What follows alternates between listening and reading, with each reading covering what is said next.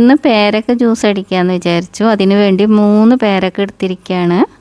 ഇനി ഇത് വൃത്തിയാക്കിയ ശേഷം തൊലിയൊക്കെ കളഞ്ഞ് അരിഞ്ഞെടുക്കണം. ഇത് നല്ലൊരു റോസ് കളറുള്ള പേരക്കയാണ് കേട്ടോ. ഇനി ഇവ മിക്സിയുടെ ജാറിലേക്ക് ഇട്ട് നമുക്ക് ആവശ്യമായതിൻ്റെ പകുതി അളവിൽ പാലൊഴിച്ചിട്ട് നന്നായിട്ട് അടിച്ചെടുക്കണം. 2 ഗ്ലാസ്സിന് വേണ്ടിയിട്ടാണ് ഞാൻ ചെയ്യുന്നത്.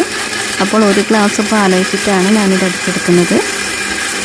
നല്ല തിക്കായിട്ട് അരിഞ്ഞ് കിട്ടിയിട്ടുണ്ട്. ഇനി ബാക്കി പാലും കൂടി ചേർത്ത് പാകത്തിന് മധുരം ഇട്ടുകൊണ്ട് ഒന്നുകൂടെ അടിച്ചെടുത്തിട്ട് നമുക്ക് അരിച്ചെടുക്കാം. ഇതിന് വേറെ ഡെക്കറേഷനൊന്നും വേണ്ട കേട്ടോ. ഇതന്നെ ഭയങ്കര ടേസ്റ്റാണ്. സിമ്പിളായിട്ട് കുടിക്കാൻ പറ്റിയ നല്ലൊരു പാനീയം തന്നെയാണിത്. പേരക്ക വീട്ടിലുണ്ടാകുന്ന സമയങ്ങളിൽ നിങ്ങൾ ഈ ജ്യൂസ് അടിച്ച് നോക്കൂ. Thanks for watching.